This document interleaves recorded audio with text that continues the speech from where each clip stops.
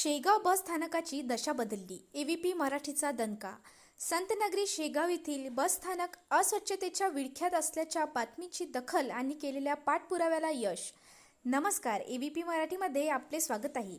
एव्हीपी मराठीने शेगाव बस स्थानक अस्वच्छ असल्याचे या संदर्भात बातम्या प्रसारित केल्या होत्या आणि संबंधित सफाई करणाऱ्या कंपन्यांनी संबंधित ठेकेदाराला वारंवार पाठपुरावा करून बस स्थानक स्वच्छ आणि परिसर सुंदर व्हावा ही मागणी लावून धरली होती.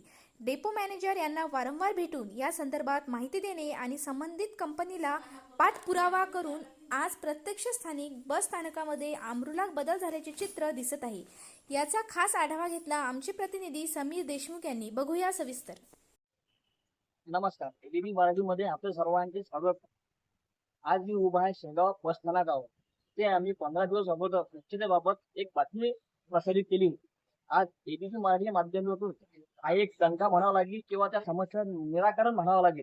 आज आपल्याला बस स्टँड स्वच्छ स्वरूपात दिसत आहे. आज शेगाव स्थानकातील हे बस स्टँड 90% आपल्याला स्वच्छता दिसत आहे. परंतु जोपर्यंत 100% स्वच्छता इथली होणार नाही तोपर्यंत एबीपी मराठी याच्या मागे सतत पाठपुरावा करत आपली बातमी प्रसारित करत राहील. बातमी करत असताना आमच्यासोबत काही विद्यार्थी आहे, आपण त्यांना विचारूया याबद्दल.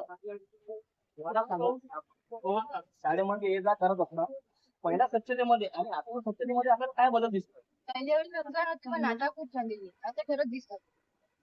मी आमच्या चॅनल तर्फे इथं येणाऱ्या लोकांना हे सुद्धा आवाहन करेल की आपण सुद्धा स्वच्छतेकडे लक्ष देत कचरा हा कचऱ्यापेटीत टाकावा, उघड्यावर थुंकू नये. यामुळे आपण शेगाव शहर मंदिराप्रमाणे स्वच्छ राहील. एबीपी मराठी सोबत समीर देशमुख, विठ्ठल अवताडे, शेगाव.